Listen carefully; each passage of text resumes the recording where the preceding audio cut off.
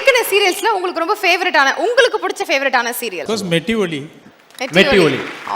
Everyone's favourite. Metti Oli தானே எங்களுக்கு எல்லாருக்குமே வந்து அது பிடிக்கிறது ஒன்றும் இல்லை. அது எங்களுக்கு சினிமா ஒரு பக்கம் பிரம்மாண்டமாக இருந்தப்போ நாங்கள் ஒரு கூட்டு குடும்பம் மாதிரி ஒரு சின்ன வேலை பண்ணுற போது அது ரொம்ப அழகாக இருந்தது. அவர் அந்த கதையை சொல்லும்போது கூட இதில் ரொம்ப எளிய மனிதர்களாக இருக்காங்களே அப்படின்னு யோசித்தோம். அதுக்கப்புறம் அந்த கதையை போய் மக்கள்கிட்ட சேர்ந்த விதத்தில் ஒரு சின்னத்திரையை புரட்டி போட்ட ஒரு தொடர் அது. அதை தான் முதல்ல சொல்ல முடியும்.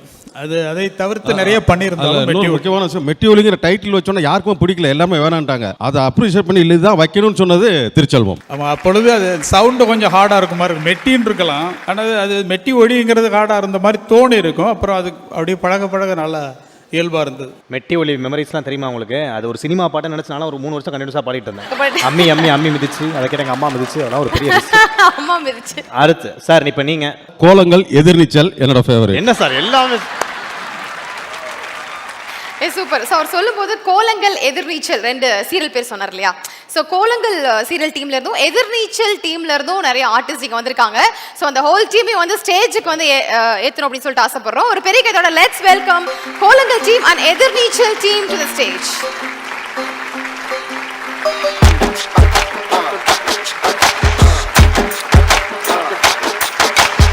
ஆயிரம் ஜன்னல் வீடு இது அன்பு வாழும் கூடு, ஆலமரக்கு விழுது இது நாடி வேறு யாரு, அடி காக்குற கோழிய போலவே இந்த கூட்ட காப்பது யாருங்க, அழகான அம்மன போலவே இங்க அப்பத்தாக பாருங்க.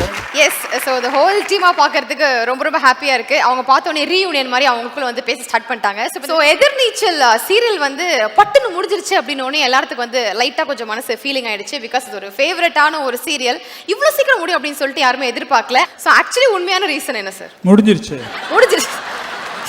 நான் இப்படி தான் எனர்ஜியை வேஸ்ட் பண்ணாலே வேஸ்ட் ஆகிடுது.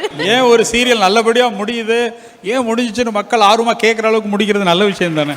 பாயிண்ட். அப்படி டைரக்டர் டச்ல ஒரு பதில் சொன்னார் பத்தியா? இதுல காரணங்கள் அப்படின்னு ஒன்றும் இல்லை, இது கொண்டு போயிருக்கலாம். அதுக்கு பின்னாடி வந்து நிறைய காரணங்கள் இருக்கு. அதனால நாங்கள் அதை ஒரு நிர்வாகம் சார்ந்த காரணங்களும் இருக்கு. இது எல்லாம் சேர்ந்து ஒரு சீரியலை முடிக்கிறது அப்படிங்கிறது படி தான் அது முடிஞ்சது. ஆனால் அது மக்கள், நான் இப்போ ஊராக போயிட்டு தான் வந்தேன், யாருமே அதை ஏற்கல. அந்த அளவுக்கு அதில் இன்வால்வ் ஆகி இருந்தாங்க, அவங்களால ஏற்கவே முடியல. நிறைய நான் வீடியோ பதிவாக பண்ணி தான் வச்சிருந்தேன். பார்க்கும்போது ரொம்ப கஷ்டமாக இருந்தது. இப்பொழுது இந்த வேதாரண்யம் தாண்டியெல்லாம் ஒரு பகுதிக்கெல்லாம் போயிருந்தேன். அங்கே நிறைய க்ரௌடாக வந்தவங்க எல்லாரும் கேட்டது ஃபஸ்ட்டு இதை தான் கேட்டாங்க, ஏன் முடிச்சிங்கன்னா இல்லை ஒரு நியர்லி ஒரு 800 எபிசோட்ஸ் ஆயிடுச்சுங்க நான் சொன்னாலும் அவங்க அதில் ஏற்கலை. ஸோ ஒரு வகையில் அது வந்து ரொம்ப இதயத்தில் இருக்குன்றது வரைக்கும் சந்தோஷம். I have just one thing to say about sir.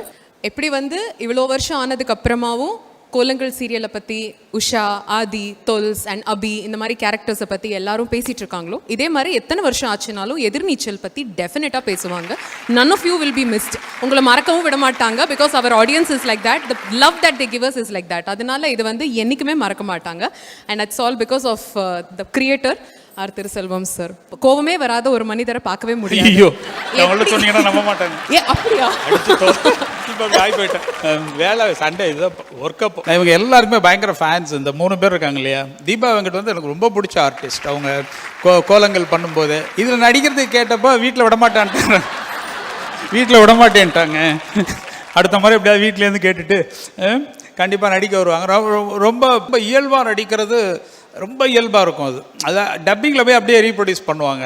அது 2 பேரும் இந்த எங்கள் காம்பினேஷனில் வர அந்த ஆஃபீஸ் சீன்ஸ்லாம் பார்த்தீங்கன்னா, இவங்க அந்த ஓட்டுற சீன்லாம் பார்த்தீங்கன்னா பயங்கரமாக இருக்கும்.